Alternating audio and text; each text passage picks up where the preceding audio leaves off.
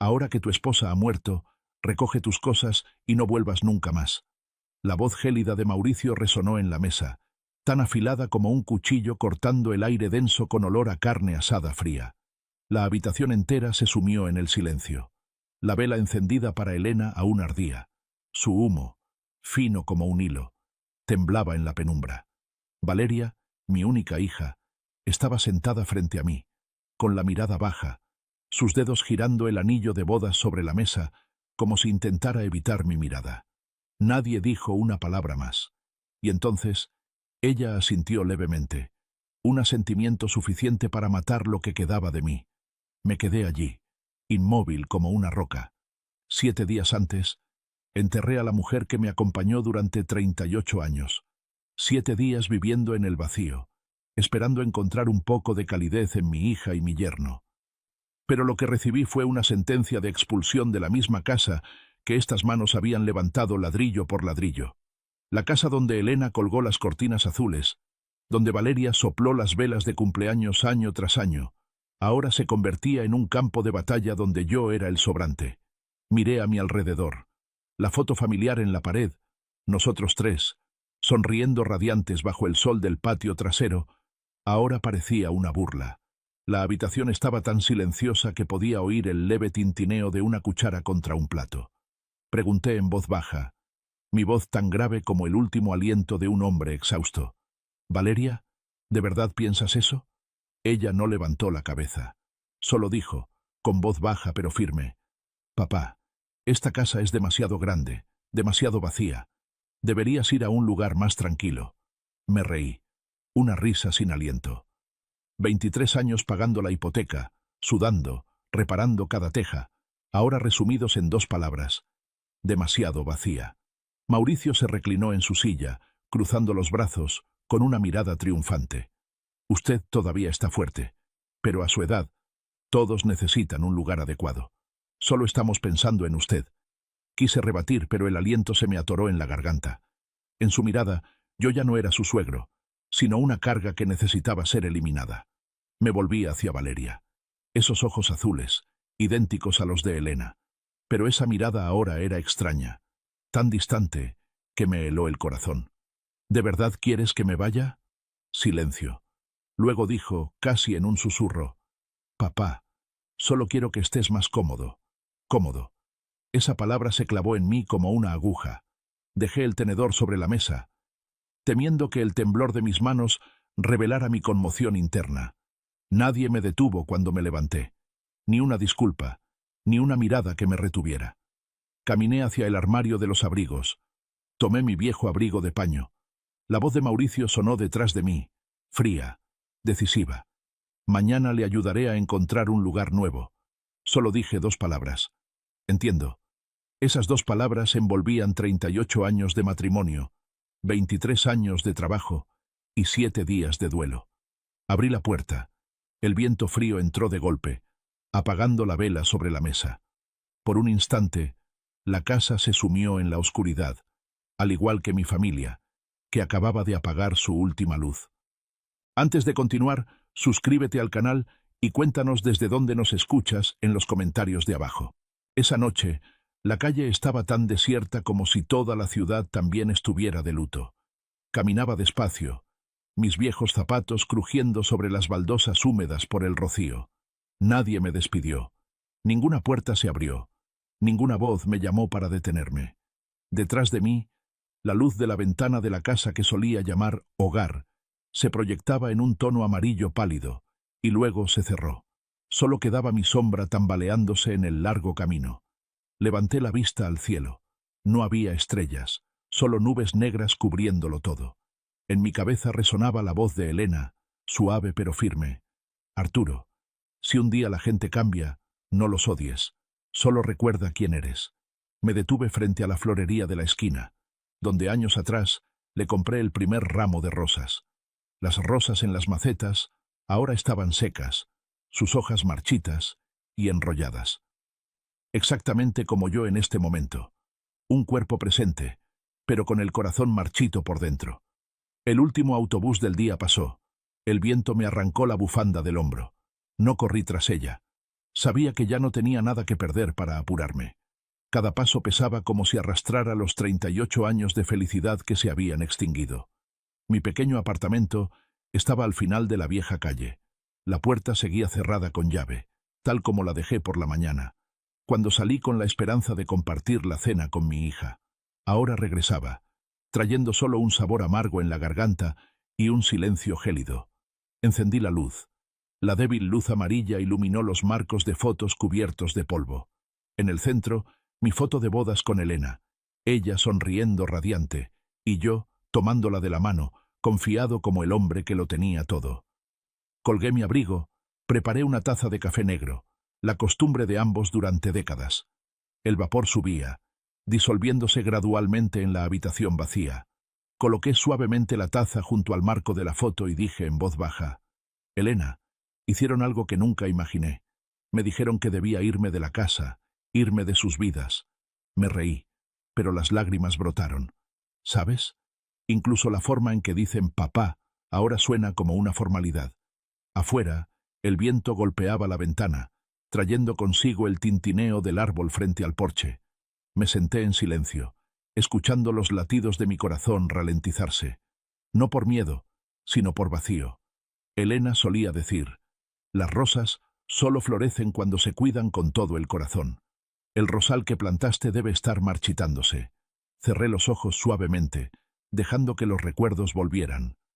Esas tardes en que Valeria era pequeña, corriendo por el jardín, cayéndose, llorando a mares, y Elena y yo corríamos a levantarla.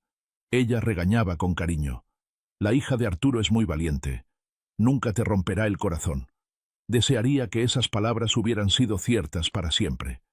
Cuando el reloj marcó las 12 de la noche, me levanté, me sequé las lágrimas, respiré profundo. En el espejo, el hombre anciano que me devolvía la mirada ya no temblaba. Solo quedaba una mirada aguda, despierta, como acero forjado en el fuego. «Está bien, Elena. No lloraré más. Si quieren verme como el débil, les mostraré la verdadera fuerza de alguien que una vez entendió las reglas del juego». Apagué la lámpara, dejando solo la luz que se reflejaba en la foto de mi esposa. Mi sombra se proyectaba en la pared, solitaria, pero firme. Y en esa oscuridad, un plan comenzó a formarse, frío, preciso como el tic-tac del viejo reloj sobre la mesa. A la mañana siguiente, la luz del sol entraba por la vieja ventana, iluminando la mesa de madera donde Elena y yo solíamos anotar cada gasto de la familia. Esa costumbre perduraba, aunque ella ya se había ido. Abrí el cajón, saqué la pequeña caja fuerte. La llave seguía en la lata de plata, junto a la pluma fuente que me regaló en nuestro 20º aniversario de bodas. La cerradura se abrió con un clic.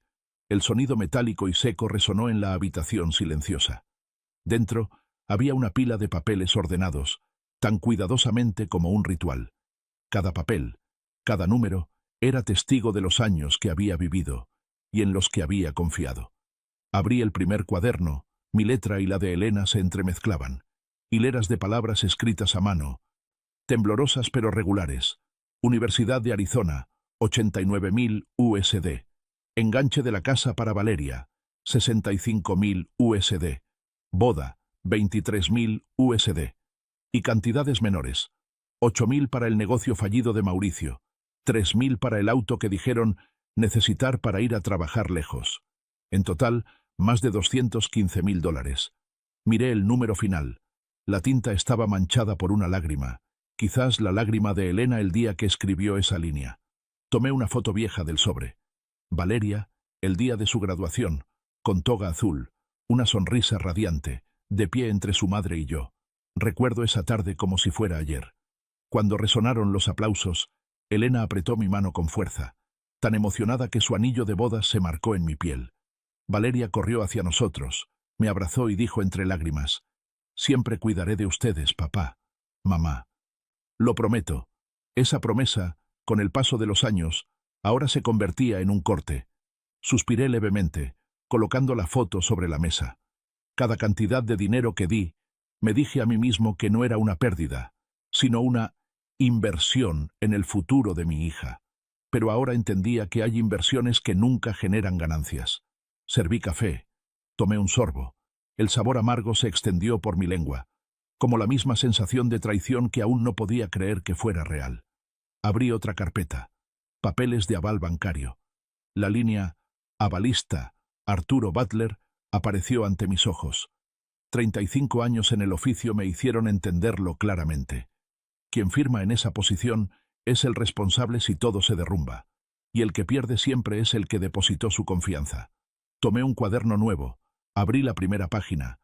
Escribí con tinta negra: Expediente de traición, 2025. Debajo, tracé 2 líneas. Educación, 89.000. Casa, 65.000. Boda, 23.000. Negocio, 8.000. Total, 215.000. Y una línea más pequeña que solo yo entendía: confianza, invaluable. El viento de la mañana entró por la ventana, haciendo volar algunos papeles. Los vi planear por el suelo y luego caer, ligeros como cenizas. En mi cabeza resonó una vieja frase de Elena: no necesitan devolver el dinero, hijos, solo conserven su buen corazón. Esbocé una sonrisa amarga. Ese buen corazón tal vez ya lo habían hipotecado junto con la casa. Cerré el cuaderno, miré el reloj. 7:15. Mi jornada laboral había comenzado, no en el banco, sino en una investigación llamada La justicia de un padre. No pegué ojo en toda esa noche. El viejo reloj colgado en la pared marcaba el ritmo como el corazón de la habitación. Cada tic era un recordatorio. Me habían echado de mi propia casa, la misma hija a la que una vez cuidé como un tesoro.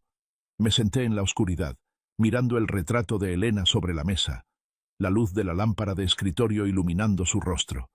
La sonrisa en la foto me oprimió el corazón. Recordé sus últimos días, débil, pero aún preocupada por Valeria. No seas demasiado duro con ella, Arturo. Solo está un poco desorientada. Ella siempre creyó que las personas, cuando caían, solo necesitaban que les mostraran el camino de regreso. Pero, Elena, ¿qué pasa si la gente olvida intencionalmente ese camino? Me acerqué a la ventana. Miré hacia afuera. La ciudad aún estaba borrosa por la niebla. La luz de la calle barría el cristal, revelando mi rostro. Un anciano de cabello plateado, con ojos cansados pero aún no derrotados. Pensé, quizás este mismo momento había quemado la última parte de debilidad en mí. Ya había llorado suficiente. Era hora de levantarse. Preparé café. El vapor subía, arremolinándose como una fina niebla. Tomé un sorbo. El sabor amargo se disolvió en mi lengua, despertándome de una manera escalofriante. Sobre la mesa, el cuaderno donde registré el expediente de traición seguía abierto. Debajo de la última línea, escribí una nota pequeña. 8 de mayo. El comienzo. Abrí el armario. El traje azul marino seguía allí, planchado por Elena desde el día en que me jubilé. Lo bajé. Sacudí el polvo. La corbata gris plateada. Los zapatos de cuero lustrados. La imagen en el espejo me sorprendió incluso a mí. El hombre allí ya no era el que había sido echado por su hija, sino el que una vez hizo que todo el banco lo respetara por su precisión y frialdad. Puse mi mano sobre la mesa, donde aún estaba el retrato de Elena. Dije en voz baja, mi voz ronca pero firme: solías decirme que no buscara venganza, que solo conservara mi conciencia. Prometo cumplirlo, pero la conciencia también necesita justicia. No dejaré que otros pisoteen todo lo que construimos. Abrí mi teléfono, revisé la antigua lista de contactos. Un nombre apareció: Javier Morales, mi colega más cercano durante 30 años en el banco. Presioné llamar. Javier, soy yo, Arturo. Necesito verte esta mañana. Hay algunos asuntos relacionados con avales de mi familia. La voz de Javier sonaba sorprendida, pero aún cálida. Claro. Arturo, 10 de la mañana, en la oficina. Te espero. Colgué. Abotoné el chaleco de mi traje, sintiéndome como si estuviera regresando a mi época dorada. Elena siempre decía que yo era un hombre de planes. Quizás tenía razón. Ya no tenía nada que perder, y no necesitaba la compasión de nadie. Miré hacia afuera una última vez. La luz de la mañana se filtraba por las cortinas, iluminando el rostro de Elena en el retrato, haciéndola parecer como si estuviera sonriendo. Respondí en voz baja: voy a trabajar, Elena, pero esta vez no es por dinero, es por honor. Tomé mi viejo maletín de cuero, cerré la puerta. El sonido de la cerradura fue limpio. En mi interior, un sentimiento familiar regresó. la sensación de alguien que sabe que está a punto de ganar un juego cuyas reglas el oponente aún no conoce. El banco comunitario desierto seguía en la misma esquina, el edificio de cristal reflejando el sol de la mañana. Me detuve unos segundos ante la entrada, respirando profundamente el olor familiar a café recién hecho en el vestíbulo y el sonido de los zapatos de los empleados sobre el mármol. 35 años trabajando aquí, conocía de memoria cada timbre, cada apretón de manos, cada rostro. Hoy regresaba, no para depositar dinero, sino para reclamar justicia. Javier Morales, mi antiguo colega, mantenía el mismo estilo de siempre. Camisa blanca, corbata rojo oscuro, sonrisa cortés. Cuando me vio, se levantó y se acercó rápidamente a estrechar mi mano. Arturo Butler, no esperaba verte por aquí. Supe lo de Elena, lo lamento mucho. Asentí levemente con voz tranquila. Gracias, Javier. La vida no se detiene, ¿verdad? Necesito ver algunos expedientes relacionados con Valeria y su esposo. Cuando dije eso, la mirada de Javier cambió sutilmente. Comprendió de inmediato que esto no era simple. Nos sentamos en su oficina de cristal. El olor a papel nuevo, el cuero de las sillas giratorias. Todo me recordaba los años que viví entre cifras frías, donde los sentimientos no valían tanto como una firma y un sello. Javier abrió su computadora. Tecleó algunos comandos de búsqueda. El sonido del teclado repiqueteaba, rítmico. Yo permanecí en silencio, mirando a través del gran ventanal. Afuera, la gente pasaba deprisa. Nadie sabía que un padre estaba rastreando la traición de su propia hija. Aquí está, dijo Javier en voz baja, deteniendo el dedo sobre la pantalla. La cuenta de Valeria Butler y Mauricio Morgan. Acercó su silla, girando el monitor para que yo viera. La primera línea me hizo contener la respiración. Pago hipotecario, atraso 3 meses, deuda total, 65.000 USD, línea de crédito adicional, 45.000 USD, con avalista, Arturo Butler. Repetí la última frase, mi voz seca. Avalista, Arturo Butler. Javier me miró cauteloso. ¿No lo sabías? Mauricio abrió una línea de crédito hipotecaria adicional, usando tu nombre como aval. Cerré los ojos brevemente. Respiré hondo. En mi mente, todas las piezas encajaron. No solo me echaron de casa, sino que también estaban planeando vender los cimientos de mi honor para salvar su propia imprudencia. ¿Y su negocio? Pregunté. Javier abrió otro archivo. Construcciones del desierto. Estado. Moroso. Equipo ya embargado. Deuda total restante. 80.000. Y... hizo una pausa, mirándome. Tú eres el garante de una parte de eso. Puse las manos sobre el escritorio, manteniendo la calma. Sentí como si un chorro de agua fría recorriera mi espalda. Se están hundiendo, y planean arrastrarme con ellos. Javier asintió, en voz baja. Arturo, todavía tienes derechos. Como avalista, puedes solicitar una auditoría completa de los registros, incluso congelar activos si hay fraude. Esbocé una sonrisa, la primera en muchos días. Gracias, Javier. Acabas de recordarme que la ley sigue estando del lado de quienes saben usarla correctamente. Nos levantamos. Estrechamos la mano de nuevo. Al salir de la oficina, el sol brillaba a través del cristal, reflejándose en mi rostro. En ese reflejo, vi al hombre que fui. Lúcido, preciso y peligroso. Supe que, a partir de ahora, ya no era la víctima. Afuera, el viento seco y caliente del desierto soplaba, levantando polvo en la calle. Apreté con más fuerza el maletín de cuero. Un plan comenzaba a aclararse en mi mente, paso a paso, ritmo a ritmo, tan frío como mi antigua profesión. Convertir la traición en una lección, y la lección en justicia. Me senté en la cafetería frente al banco, donde Javier y yo solíamos discutir asuntos de trabajo al mediodía. Hoy era la misma mesa, pero frente a mí ya no estaba un colega, sino mi propio reflejo en el cristal. Abrí mi cuaderno de notas. Las líneas que Javier acababa de decirme giraban en mi cabeza como un cuchillo revolviendo una herida. Línea de crédito adicional. 45.000 USD. Yo no había firmado, pero mi firma estaba en el expediente. Eso no era solo engaño, era un delito intencional. Respiré hondo, manteniendo la calma. En la industria bancaria, las emociones son el enemigo más peligroso, y yo solía ser quien enseñaba a otros a controlarlas. La taza de café humeaba sobre la mesa. Su aroma amargo se mezclaba con el olor a cuero viejo de mi maletín. Saqué de él la carpeta que Valeria me había enviado 5 años antes. Contrato de aval para el enganche de la casa. En ese momento, me sentí orgulloso de que mi hija fuera madura, capaz de poner una casa a su nombre. Pero ahora veía que eso fue solo el comienzo de mi cadena de errores. Di demasiado, confié durante demasiado tiempo, sin pensar nunca que la confianza también necesita un depósito de garantía. Abrí mi teléfono.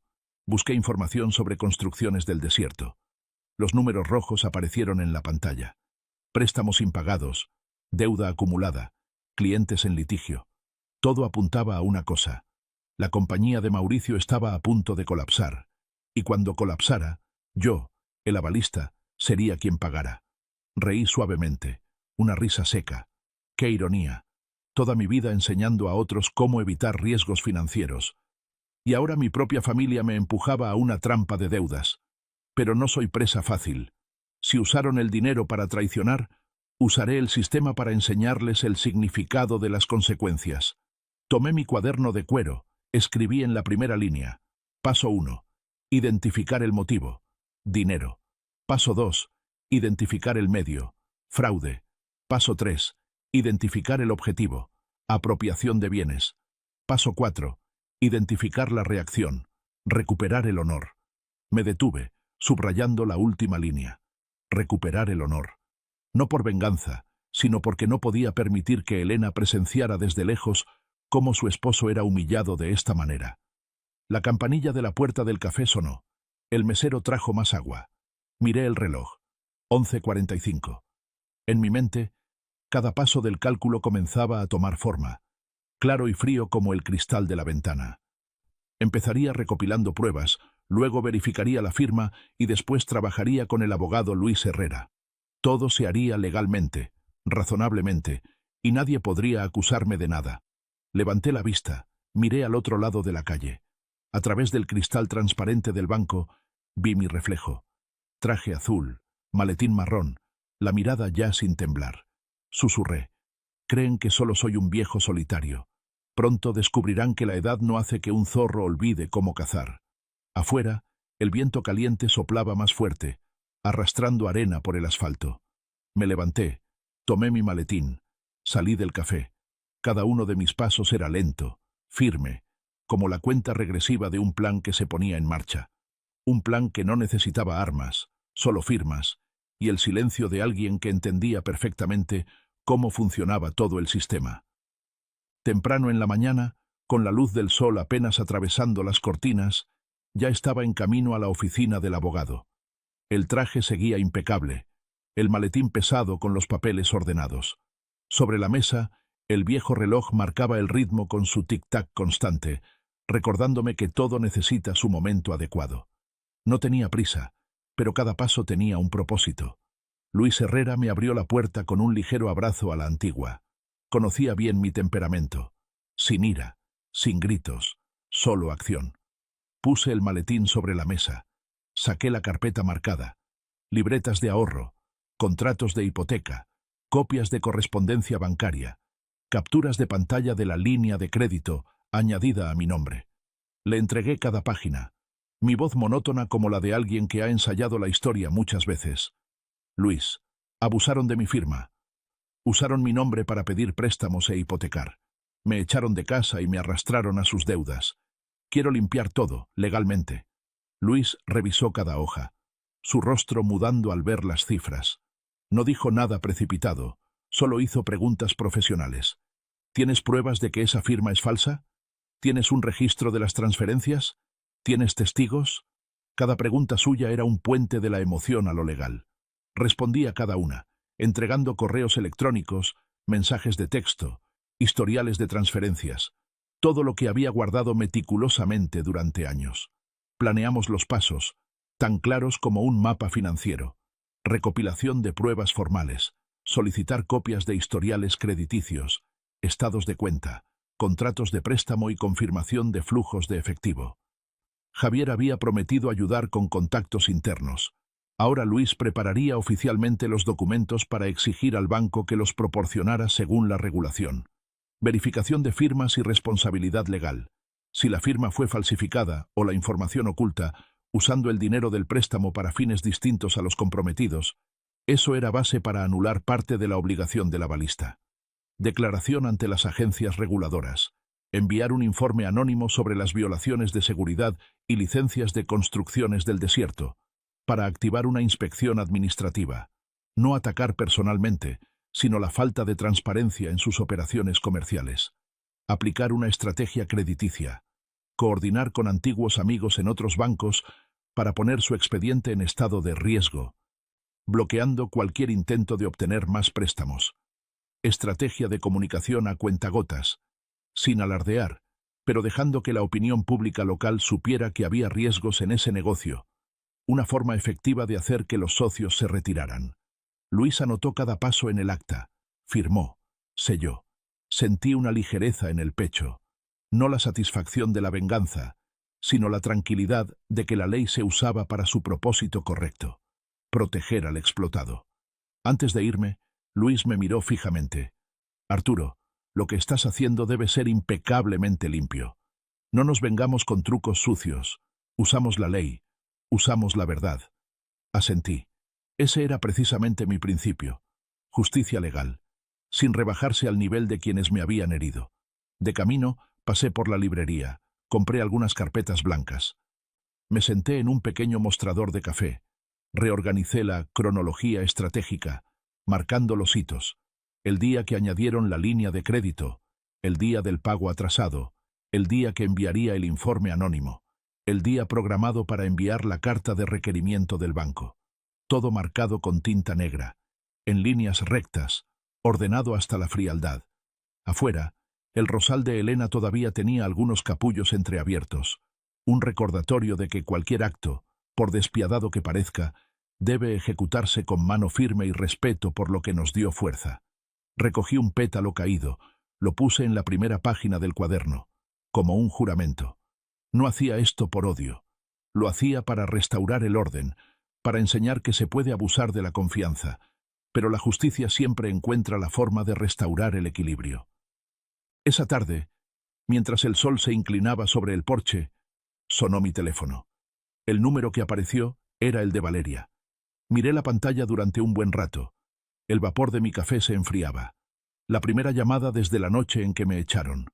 Una parte de mí quería colgar, pero otra quería escuchar qué más podían decir después de todo. Presioné el botón de respuesta. La voz de mi hija sonó, baja, cansada y llena de ansiedad. «Papá, sé que estás enojado, pero por favor, escúchame un momento». Guardé silencio, solo escuchando su respiración agitada al otro lado de la línea. Quizás Valeria estaba llorando. Su voz temblaba. «Mauricio y yo estamos en problemas.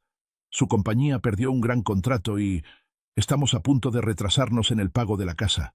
Necesito algo de dinero, solo temporalmente, papá. $15,000. Prometo que te lo devolveré». Me enderecé. Mi mirada se posó en el retrato de Elena. Ella sonreía amablemente, como si me observara para ver qué haría. Pregunté lentamente, mi voz tan constante como el tic-tac del reloj. «¿Quieres que te ayude? ¿Después de haberme echado de casa?» El otro lado de la línea quedó en silencio. Escuché un sollozo, y luego trató de mantener una voz suave. «Papá, sé que me equivoqué, pero esto es urgente. Solías decir que la familia siempre se ayuda». Cerré los ojos. Familia. Esa palabra sonaba tan pesada. Recordé esa noche fatídica, cuando de su propia boca y la de Mauricio, escuché la frase, «Ya no hay lugar para ti en esta casa». Dejé la taza de café. Mi voz era baja, fría pero sin ira. La familia no usa a sus parientes para firmar pagarés. La familia no toma prestado el nombre de un padre para pedir más préstamos. Y la familia no echa a un padre del lugar que él construyó. «Papá». Su voz se quebró. Yo no sabía que Mauricio haría eso. Solo quería conservar esa casa. Tengo miedo de perderlo todo. Levanté la vista hacia la ventana. El rosal del porche seguía en silencio. Algunos pétalos habían caído al suelo. Respondí, «Tú tienes miedo de perder la casa, pero yo ya perdí a toda mi familia». Valeria rompió a llorar. Ese sonido me dolió en el pecho, pero no me ablandé. Había aprendido que la compasión a veces es complicidad. Dije claramente cada palabra. No te ayudaré, ni con dinero, ni con mi honor. Al otro lado solo quedaron sollozos, y luego silencio. Un momento después, su voz sonó, débil y desesperada.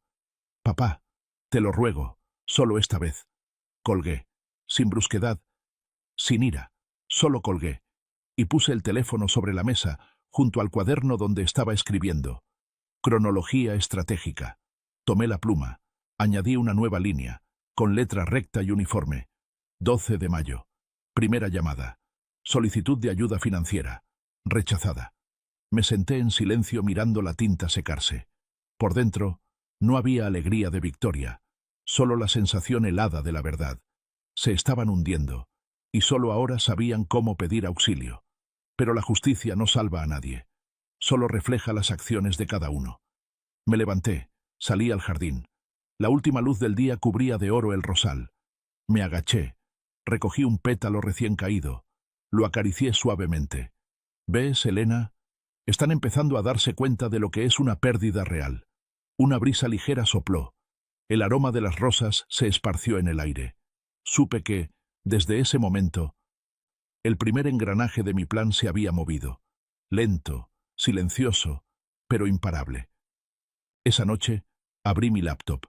La luz azul de la pantalla se reflejaba en mi rostro, resaltando las arrugas a lo largo de mis mejillas. Hacía mucho tiempo que no sentía mis manos tan firmes. Cuando una persona lo pierde todo, el miedo también desaparece, quedando solo la razón pura. Y mi razón, que alguna vez fue la herramienta para ayudar a otros a enriquecerse, ahora se convertiría en la cuchilla para proteger mi propio honor. Abrí mi antigua agenda, la lista de amigos en la industria financiera con los que aún mantenía contacto. Eran personas que me respetaban, no solo por mi experiencia, sino porque siempre decía la verdad, siempre era cauteloso. Llamé a uno, no necesité muchas palabras. Solo dije, hay un negocio llamado Construcciones del Desierto. Su historial crediticio tiene problemas. Échale un vistazo por mí. Al otro lado de la línea, la voz de mi amigo se volvió seria. Solo necesitó unos minutos para entender la indirecta. Sin promesas, sin preguntar por qué. Entre exbanqueros, un simple «tiene problemas» es suficiente para que todas las puertas se cierren. Continué llamando a 2 personas más, cada una en un banco diferente.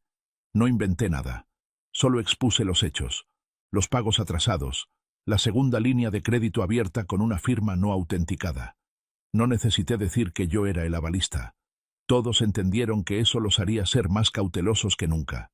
En solo unos días, el sistema de respuesta comenzó a funcionar. Los bancos, uno tras otro, pusieron alertas de alto riesgo en el expediente de Mauricio. A partir de ahí, cualquier solicitud de préstamo adicional fue bloqueada desde el primer paso.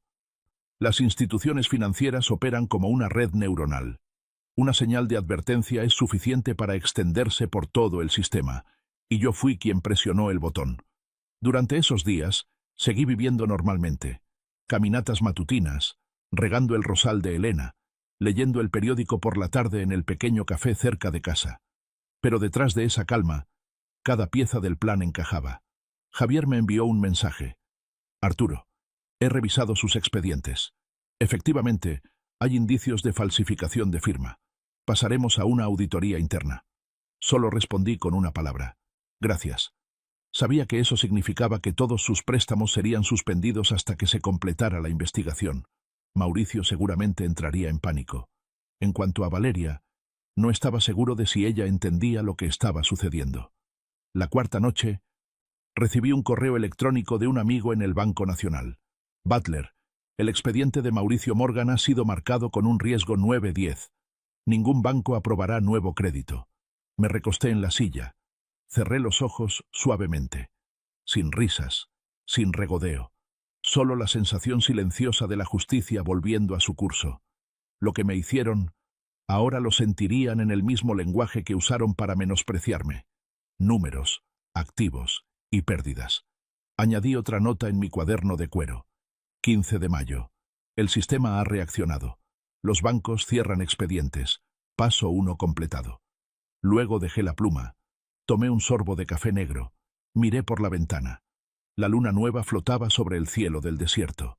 Bajo esa luz, los rosales de Elena brillaban suavemente, como si hicieran una reverencia. Susurré, con voz grave pero segura. ¿Ves, Elena? Este sistema sigue siendo justo. Solo necesita a alguien que sepa cómo hacerlo funcionar. Cerré suavemente el cuaderno. El viento nocturno se colaba por la rendija de la ventana, trayendo el aroma de una rosa recién abierta. Y en medio de esa fragancia, lo sentí claramente. La rueda de la justicia había comenzado a girar, lenta, pero imparable. 3 días después, el efecto comenzó a extenderse más rápido de lo que había previsto. La primera noticia llegó a través de un viejo amigo del Banco Central. Arturo, la compañía Construcciones del Desierto ha sido calificada con crédito de alto riesgo. 2 socios importantes acaban de retirar sus contratos. Leí el mensaje. Asentí levemente. Todo estaba sucediendo exactamente como lo había calculado. Una bola de billar se movía, derribando a toda la fila. Esa mañana, me senté en el porche, taza de café en mano, mirando el rosal. Las rosas que Elena plantó estaban floreciendo justo a tiempo. Recordé el día en que dijo: «Las rosas necesitan podarse en el momento adecuado, Arturo. Si no, las ramas malas absorben todos los nutrientes». Sonreí. La justicia, a veces, también es una forma de poda. Al mediodía, Javier llamó. «Arturo, creo que deberías saberlo, realmente están en problemas. Mauricio vino al banco esta mañana. Sigue hablando. Vino a pedir una prórroga, pero el expediente está congelado. Se enfureció, golpeó la mesa. Dijo que alguien estaba tratando de sabotearlo. No sabe que grabamos la conversación. Tomé un sorbo de café, tranquilo. El sistema solo hace su trabajo, Javier. Nadie está saboteando a nadie. Solo son los números hablando por sí mismos. Supongo que estás haciendo lo correcto», dijo Javier en voz baja, con un tono algo vacilante. «Aún así, no dejes que la frialdad se convierta en amargura, amigo mío». Guardé silencio. Un suave recordatorio. Pero entendí que Javier no lo decía por miedo a Mauricio, sino por miedo a mi alma. Esa misma tarde, otro amigo envió un correo electrónico informando: «El proyecto residencial del norte, a cargo de la compañía de Mauricio, acaba de ser suspendido para una revisión de licencias de seguridad». No me sorprendió. Solo abrí mi cuaderno de cronología estratégica. Taché otra línea. 18 de mayo. Contratos cancelados. El efecto dominó comienza. Imaginé la escena en su casa. Valeria caminando ansiosamente por la sala, mientras Mauricio discutía por teléfono, gritándole al personal del banco, y luego arrojando el teléfono contra la pared. No entendía que nadie lo estaba saboteando, sino que él mismo, con su codicia y sus mentiras, había iniciado la cadena del colapso. Por la noche, cuando salí al jardín a regar, vi un pétalo de rosa caído. Lo recogí, colocándolo suavemente en la palma de mi mano. El aroma familiar hizo que mi corazón se encogiera. Susurré: «¿Ves, Elena? No estoy haciendo nada malo. Solo les estoy enseñando que lo que siembras, cosechas». El viento seco del desierto sopló, llevándose el pétalo de mi mano. Lo seguí con la mirada, sin tristeza, sin alegría. Una parte de mí sabía, tal vez en algún lugar, Valeria también estaba llorando, como el día en que se cayó de la bicicleta por primera vez. Pero ese día corrí a levantarla, y ahora solo me quedaba mirando, porque si no aprendía a levantarse sola, toda ayuda sería inútil. Regresé a la casa, encendí la luz. Sobre la mesa, las carpetas de archivos estaban ordenadas como un ejército esperando órdenes. Añadí una nueva hoja. Fase 2. Estabilización del sistema. Preparación para intervenir la compañía. Cerré el cuaderno. Serví más café. Afuera, la cadena de dominó seguía cayendo. Y yo, quien la había iniciado, solo tenía que esperar el momento perfecto para mover la siguiente pieza del ajedrez. La pieza que acabaría con cualquier ilusión de que yo era solo un anciano amable e inofensivo. La mañana después de que se difundiera la noticia de la suspensión, fui a la biblioteca pública, el lugar más tranquilo de la ciudad. En un rincón apartado del segundo piso, elegí una vieja mesa cerca de la ventana. Abrí mi computadora e inicié sesión en el Sistema de Información Empresarial del Estado.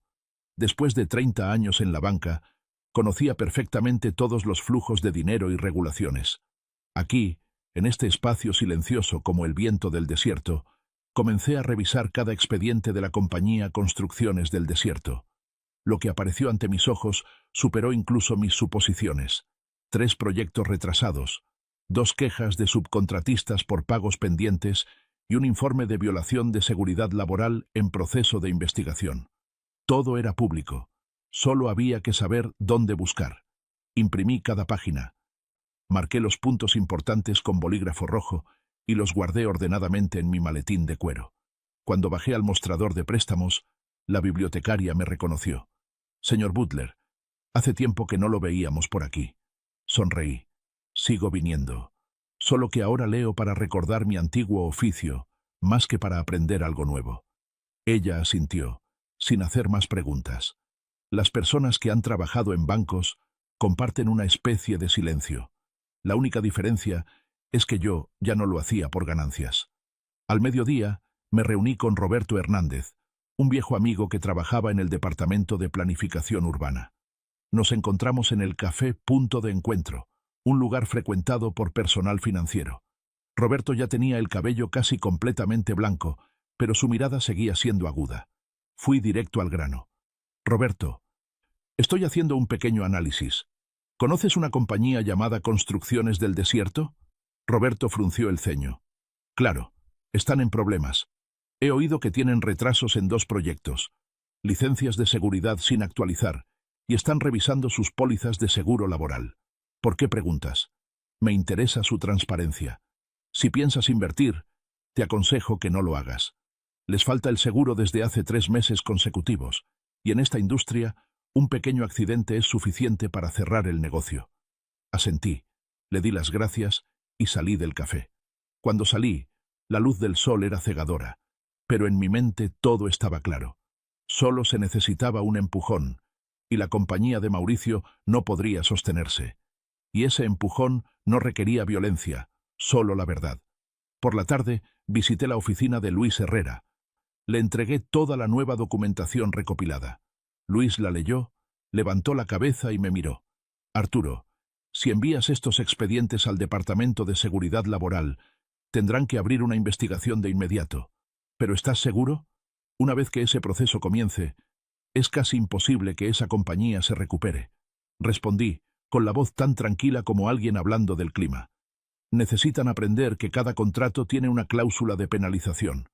La vida también». Luis no dijo nada más. Puso un sello de acuse de recibo en el expediente y lo cerró. Supe que, a partir de ese momento, todas las agencias pertinentes serían notificadas. Mientras conducía de regreso a casa, el atardecer caía. El viento del desierto soplaba, y el rosal de Elena se inclinaba suavemente bajo la luz roja. Detuve el auto. Me quedé mirando las flores en silencio, y mi corazón se suavizó de repente. Las rosas no necesitan gritar para demostrar su fragancia. Recordé que Elena dijo una vez cuando yo aún trabajaba: «Solo necesitan florecer en el momento adecuado». Sonreí. Sí, Elena. Era hora de que las rosas florecieran. Y la justicia, como las rosas, no necesita amenazas, solo tiempo, y alguien lo suficientemente paciente para cuidarla. Entré a la casa, abrí mi cuaderno de cronología estratégica y añadí la última línea. 20 de mayo. Informes oficiales enviados. Fase 2. Activación. Afuera, la luz del atardecer se desvanecía. Toda la ciudad parecía tranquila. Pero yo sabía que, a partir de mañana, la marea de fondo comenzaría a agitarse. 2 días después de enviar los expedientes, recibí la primera llamada de Javier. Su voz era baja, con un toque de vacilación. «Arturo, lo que predijiste ha sucedido. La agencia de inspección acaba de suspender temporalmente las operaciones de Construcciones del Desierto. Dicen que necesitan revisar todas las licencias y los registros de seguridad laboral». Asentí levemente, como si escuchara noticias sobre una compañía lejana. Pero por dentro sonó un clic. El movimiento de ajedrez había alcanzado su objetivo. Esa tarde pasé conduciendo por el sitio de construcción de Mauricio. El estacionamiento estaba vacío, el portón cerrado con candado y un letrero que decía «Proyecto suspendido por auditoría estatal» colgaba en la entrada. Las columnas de concreto estaban a medio terminar. Los cables colgaban como telarañas. A lo lejos, Lo vi de pie, con el teléfono en la mano, discutiendo en voz alta con alguien. Su rostro estaba rojo, caminaba pesadamente. Sus gestos eran de frustración. Cada vez que golpeaba el teléfono contra la mesa de obra, veía levantarse una nube de polvo, como si cada capa de arrogancia se estuviera desmoronando. Por la noche, me senté en mi habitación. La lámpara de mesa arrojaba una luz amarilla. Fuera de la ventana, el viento del desierto silbaba suavemente a través del rosal de Elena. El aroma de las flores se mezclaba con el polvo, dulce y amargo. Abrí mi cuaderno de cronología estratégica y escribí: 22 de mayo. Compañía suspendida. Todos los proyectos detenidos. Comienza la fase 3. Cerré el cuaderno justo cuando el teléfono vibró. Un mensaje de Valeria. Papá, necesito hablar contigo, por favor. Todo es un desastre. Ya no sé qué hacer. Dejé el teléfono. No respondí. No por odio, sino porque sabía que aún no era el momento. En el ajedrez, hay movimientos en los que debes esperar a que el oponente caiga solo en la trampa. Al día siguiente volví al café punto de encuentro. Roberto ya estaba sentado. Habló en voz baja, como si contara un pecado. ¿Sabes, Arturo? Hoy todo el mundo habla del caso de Mauricio. Toda la ciudad sabe que esa compañía tiene problemas. Asentí. Las noticias viajan rápido, ¿verdad? Roberto sonrió, una sonrisa con un toque de admiración. Siempre supiste cómo hacer que un golpe suave creara una gran ola. Por la tarde, Javier volvió a llamar. Han congelado la cuenta de la compañía. Los socios están empezando a retirar su capital. Mauricio vino esta mañana suplicando más tiempo, pero el banco no puede ayudar. ¿Y Valeria? Pregunté. Vino con él. Lloraba. Decía que si perdían la compañía, también perderían la casa. Guardé silencio. La imagen de Valeria cuando era niña apareció brevemente. La pequeña con coletas, sosteniendo una canasta de semillas, sonriendo de oreja a oreja al ver a su madre. Elena había dicho una vez: la niña es fuerte, pero confía demasiado. Si un día elige al hombre equivocado, sálvala, Arturo. Esas palabras cortaron mi memoria como un cuchillo. Pero sabía que, a veces, salvar no significa extender la mano, sino dejar que la persona caiga hasta que reconozca cuál es el verdadero fondo. Tarde en la noche, recibí noticias de Luis Herrera. Acaban de recibir una citación para una audiencia del Departamento de Seguridad Laboral. 3 meses de retraso en los seguros, 4 contratos impagos a subcontratistas. Si no pagan en 10 días, perderán la licencia. Respondí brevemente. Perfecto. Esa noche, cuando salí al jardín, el viento soplaba entre los rosales, haciendo caer pétalos por todo el camino. Me arrodillé, recogiendo cada pétalo, sintiendo una extraña ligereza en el corazón. Le dije en voz baja a Elena: ¿ves? No soy cruel. Solo estoy dejando que la ley de la naturaleza haga su trabajo. Flores marchitas, ramas rotas. Si no se cortan, todo el jardín morirá. Me levanté, sacudí mis manos, miré hacia el cielo estrellado del desierto. Unas pocas luces parpadeaban a lo lejos, como los ojos de Elena observándome. Sabía que todo iba en la dirección correcta, y yo, el último podador, no me detendría hasta que el jardín llamado justicia floreciera de nuevo. Esa noche no pude dormir. El viento del desierto silbaba a través de las rendijas de la puerta, mezclándose con el tic-tac del reloj como los latidos distantes de la memoria. Me senté en la oscuridad, mirando la luz amarilla que iluminaba el retrato de Elena en la pared. La foto era vieja, el marco ligeramente astillado, pero su sonrisa permanecía intacta, tan gentil como siempre. Me levanté, me serví una pequeña copa de licor y me senté frente a la imagen de la mujer a la que nunca, en toda mi vida, dejé de extrañar. La luz se reflejaba débilmente en el cristal, dándome la sensación de que estaba sentada frente a mí, escuchando en silencio.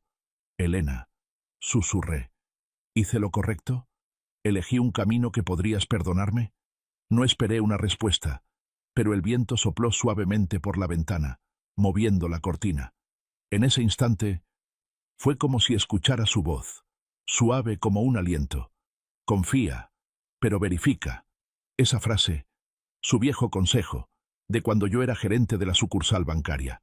Cada vez que llegaba un cliente, yo siempre confiaba en la gente, pero Elena sonreía y repetía esa frase.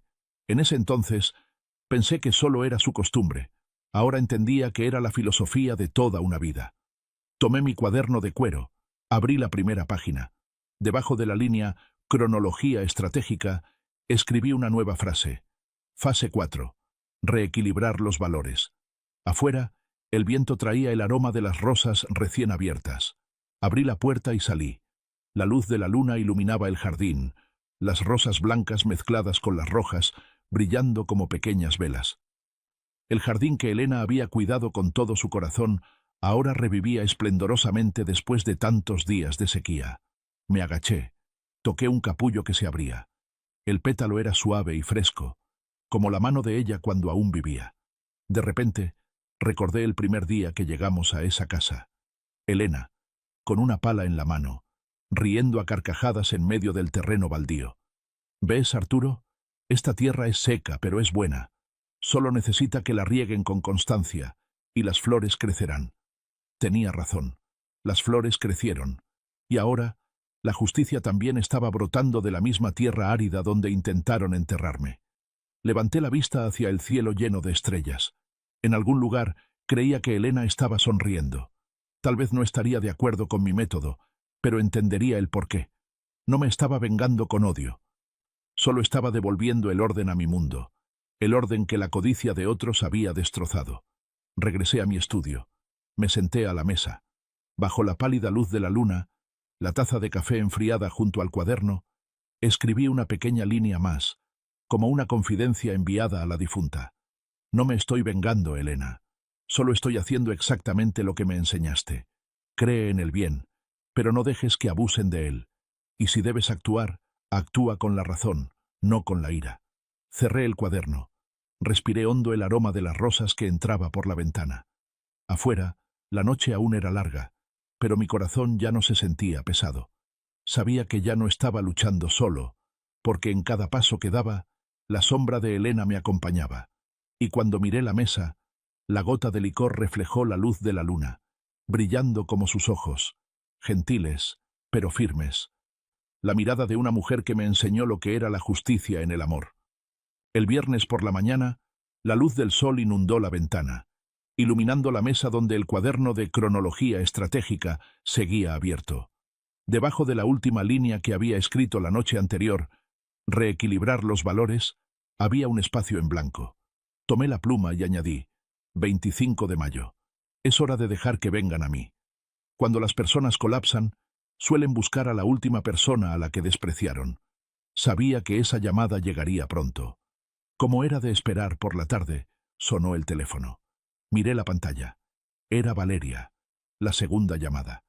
Dejé que sonara 3 veces antes de contestar. Mi voz tranquila. Te escucho.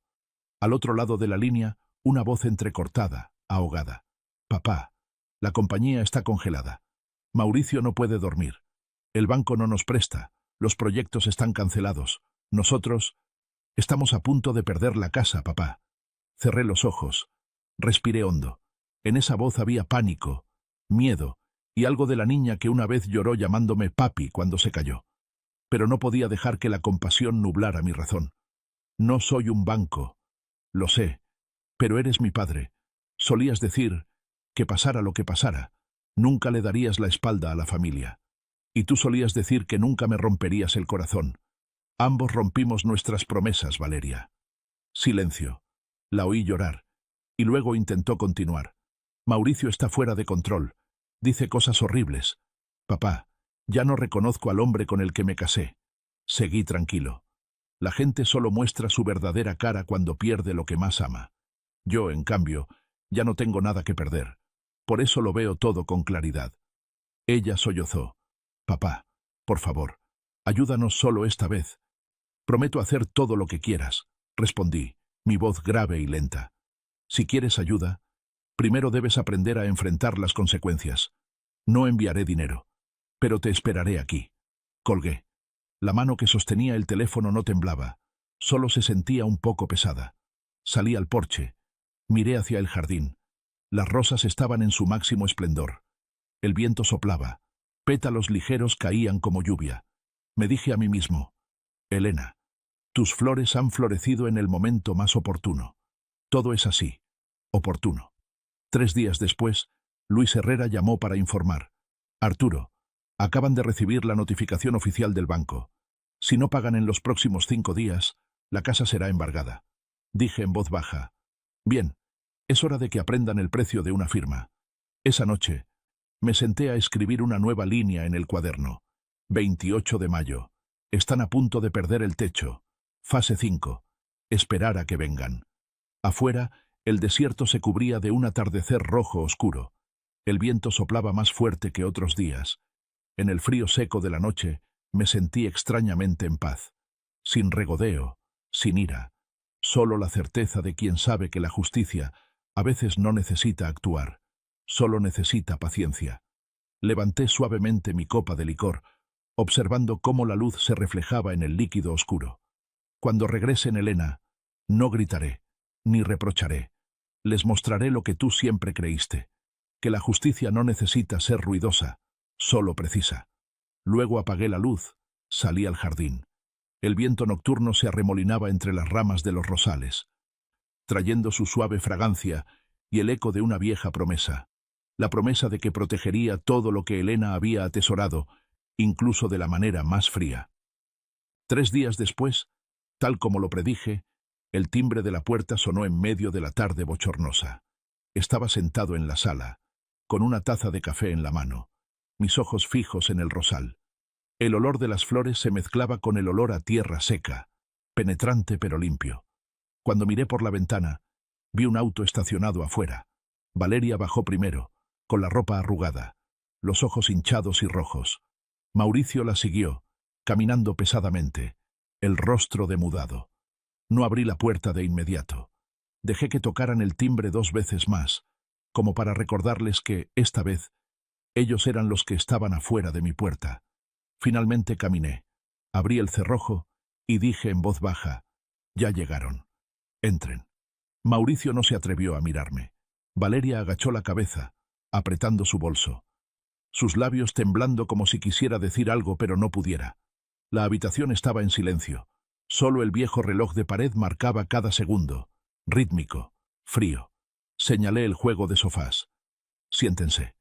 Se sentaron, en completo silencio. Yo permanecí de pie. Dejé mi taza de café sobre la mesa y luego los miré directamente. ¿Vinieron a suplicar o a confesar? Valeria rompió a llorar.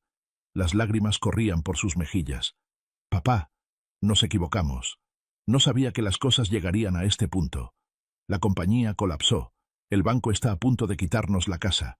Solo te pido que nos des una oportunidad de empezar de nuevo. No dije nada. Solo serví más café. El aroma amargo llenó el aire, mezclándose con el olor de las lágrimas. Mauricio mantenía la cabeza gacha, sus manos entrelazadas con fuerza, su voz ronca. ¿Qué quiere que diga? Sé que crucé la línea. Usé su nombre para pedir dinero. Pensé que podría manejarlo, pero... Lo interrumpí, mi voz grave pero aguda. Pensaste, pero no sabías que las firmas también tienen memoria. Mauricio guardó silencio. Valeria me miró, suplicante.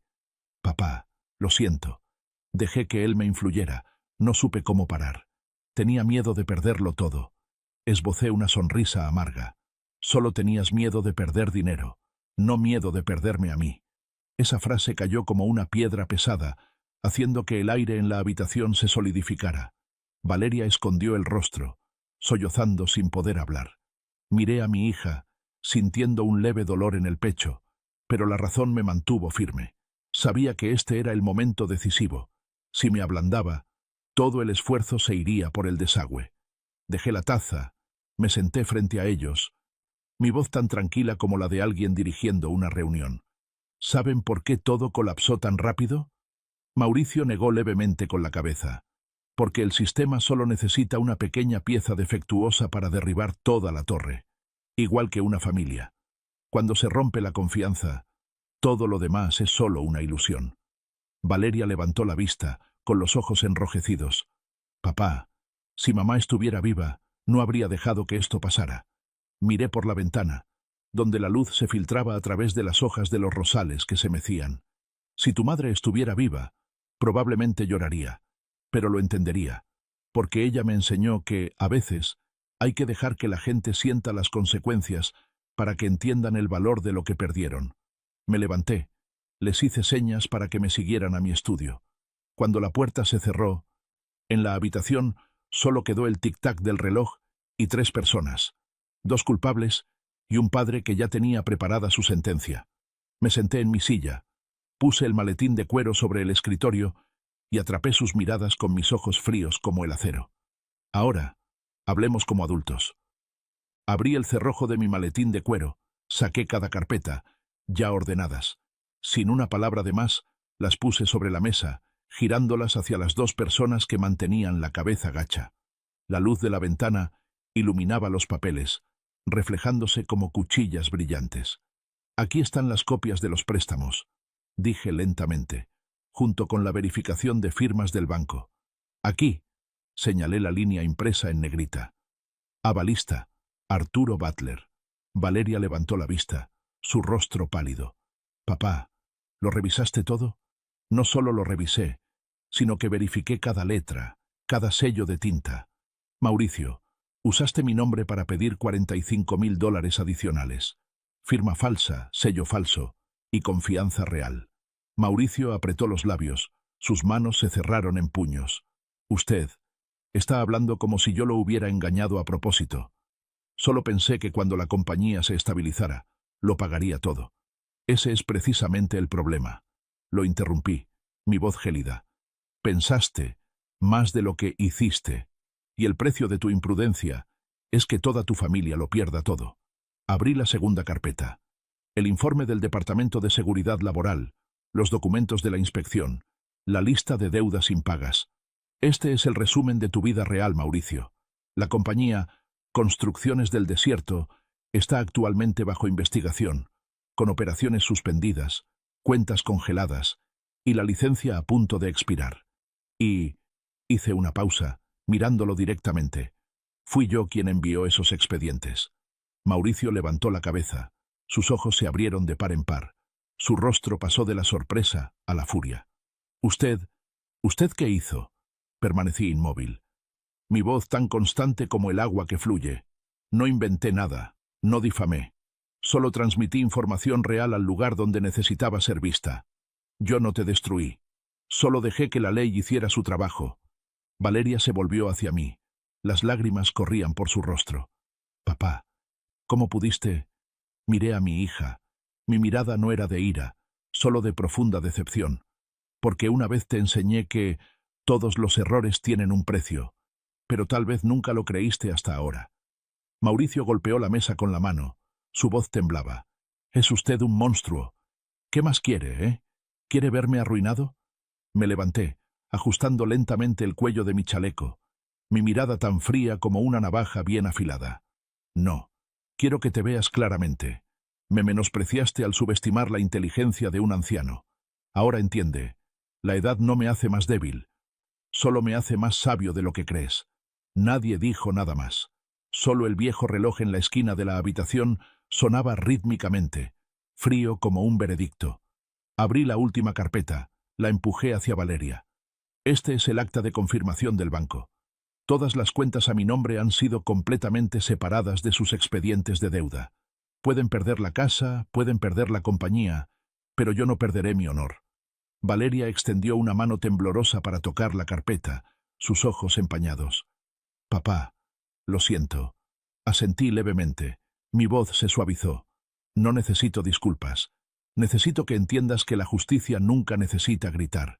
Solo necesita a alguien lo suficientemente paciente para esperar el momento exacto. Caminé hacia la ventana. Miré el rosal de Elena. Una brisa suave soplaba. Algunos pétalos cayeron al suelo. Dije en voz baja, pero lo suficientemente alto para que ambos oyeran. El sistema nunca olvida. Así como un padre nunca olvida lo que ha perdido. Cuando me volví, vi que seguían sentados allí. Valeria con la cabeza gacha, Mauricio mirando al suelo, su rostro demudado. En medio de la habitación, la luz de la tarde entraba en diagonal, dividiendo el espacio en 2 mitades claras, luz y sombra. Y entendí que, en ese momento, se habían dado cuenta de quién tenía realmente el control del juego. Mauricio se levantó de golpe. La silla cayó hacia atrás.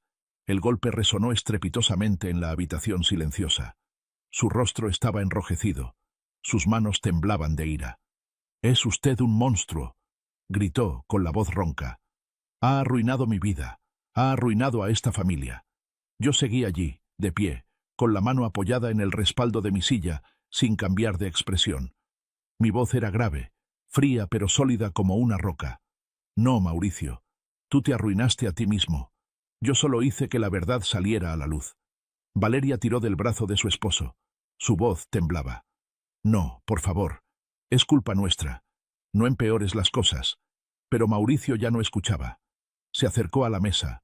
Golpeó la superficie de madera con el puño, haciendo temblar la pila de expedientes. «¿Cree que ganó? Es solo un viejo solitario, no le queda nadie». Lo miré directamente a los ojos. Por un instante, en esos ojos llenos de ira, me vi a mí mismo años atrás. El hombre que creía que el poder era el control. Respondí lentamente, cada palabra como si se tallara en el aire. «No le he ganado a nadie. Solo vivo de la manera en que un hombre debe vivir, sin permitir que nadie pisotee su honor». Valeria rompió a llorar desconsoladamente, cubriéndose el rostro. Me volví hacia mi hija. Mi voz se suavizó. «Valeria, ¿sabes qué es lo que más me dolió? No fue la traición, sino darme cuenta de que mi hija tuvo el valor de guardar silencio mientras otros insultaban a su padre». Ella sollozó, incapaz de hablar. Solo negaba con la cabeza, sus mejillas empapadas en lágrimas. Mauricio soltó una risa amarga, su voz quebrada por el rencor. «¿Qué más quiere? ¿Dinero? ¿La casa? Ya lo perdimos todo». «¿Aún no le parece suficiente?» Di un paso hacia él, mi voz rítmica. «No necesito tu dinero. Solo necesito que aprendas lo que todo hombre debe saber. Asumir la responsabilidad por lo que has causado». Saqué un pequeño sobre de mi maletín. Lo puse sobre la mesa. «Aquí están los papeles que solicitan la restitución de mi parte de los bienes. La confirmación de que mi aval ha sido cancelado. No quiero que sigan debiéndole a mi nombre». Mauricio miró el sobre. Luego me miró a mí. Sus ojos mezclaban sorpresa y confusión. Continué. «Tendrás que levantarte de nuevo, pero esta vez sin mi apoyo. Y si todavía te consideras un hombre, entonces aprende a inclinar la cabeza ante tus errores». Nadie habló. Solo el viejo reloj sonaba rítmicamente, lento como el corazón de la casa. Caminé hacia la ventana. El viento soplaba suavemente, trayendo el aroma de las rosas del jardín.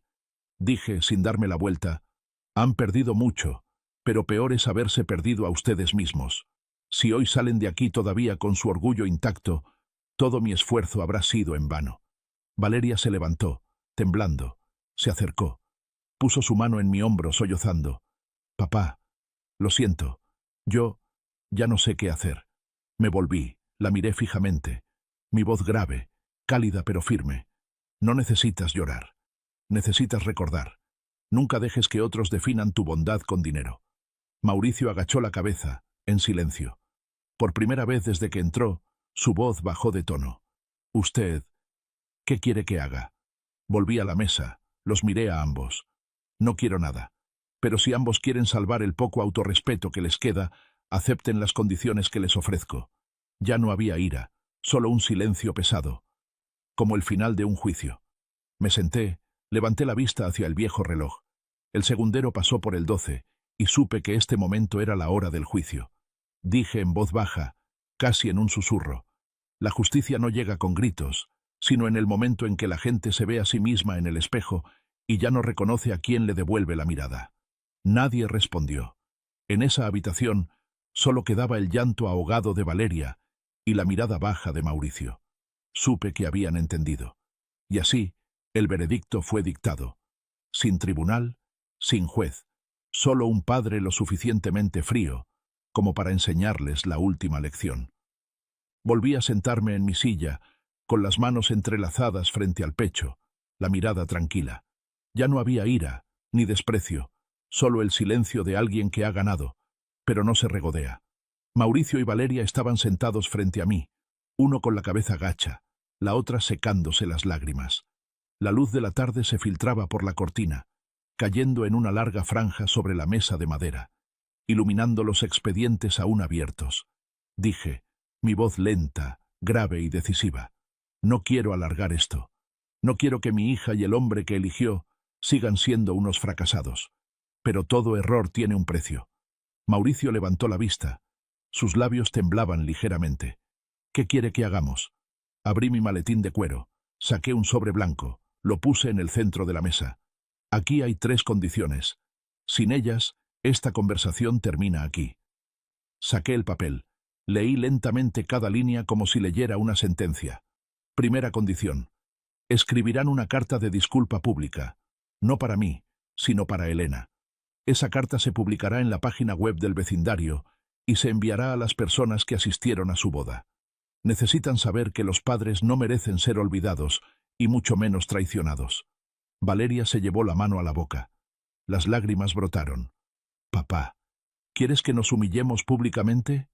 Negé con la cabeza. No. Quiero que recuerden que el honor solo tiene valor cuando se limpia con la verdad. Segunda condición. A partir de ahora, me respetarán como el jefe de esta familia. No más secretos, no más decisiones a mis costas. Si todavía nos consideramos familia, entonces compórtense como tal. Mauricio guardó silencio, sus manos fuertemente entrelazadas. Continué. Mi voz sin cambios. Tercera condición. Durante los próximos 6 meses, asistirán al programa de asesoría financiera y matrimonial que organiza Luis Herrera. Yo lo supervisaré. Cada mes me enviarán un informe.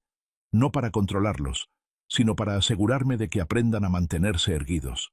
Dejé el papel sobre la mesa, levanté la vista hacia ellos. Esas 3 cosas no son para castigar, sino para restaurar. Si pueden cumplirlas, podremos empezar de nuevo. Si no, consideren esta la última vez que nos sentamos juntos como familia. Nadie habló durante unos segundos que parecieron una eternidad. El tic-tac del reloj resonaba en el silencio, como un corazón esperando el veredicto. Valeria me miró, con los ojos enrojecidos, y asintió levemente. Lo haré. Todo. Mauricio seguía en silencio. Lo miré fijamente. ¿Y tú? Él evitó mi mirada. Dijo en voz baja. Yo lo haré. No, lo interrumpí. No es lo haré por obligación. Hazlo porque entiendes a quién le debes. Mauricio respiró hondo, y luego me miró, sus ojos finalmente dejando ver la verdad que intentaba negar. Le debo a usted, y me debo a mí mismo. Asentí levemente. Bien, esa es la única respuesta que necesitaba escuchar hoy. Valeria sorbió por la nariz, intentando sonreír entre lágrimas. Miré a mi hija, y mi corazón se suavizó de repente. A pesar de toda la amargura, el padre en mí todavía quería que su hija se salvara. Pero sabía que, para que ella se salvara, primero tenía que aprender a soportar. Me levanté, cerré las carpetas y dije con voz ronca, no puedo enseñarles nada mientras siga en el papel de víctima. A partir de hoy, ya no soy el traicionado sino el que muestra el camino. Si eligen seguirlo o no, depende de ustedes. Mauricio asintió. Valeria rompió a llorar, pero esta vez había alivio en su llanto. Me volví hacia la ventana. Miré el rosal bañado por el sol. Las rosas estaban en plena floración, rojas, orgullosas. Dije en voz baja, como hablándole a la propia Elena. ¿Ves, Elena? No necesitamos gritar para ser escuchados. Solo hablar en el momento justo para que tengan que escuchar. Detrás de mí, los sollozos de Valeria se mezclaban con el viento que soplaba a través de las cortinas. En esa habitación, por primera vez en muchos años, la justicia ya no era venganza, sino una lección que se había sembrado, con la voz grave de un padre que había aprendido a enseñar de nuevo con sabiduría, no con lágrimas. Si esta historia te ha cautivado, dale like al video, suscríbete al canal y comparte tus pensamientos en los comentarios. Para escuchar la siguiente historia, haz clic en el recuadro a la izquierda de la pantalla. Gracias por vernos.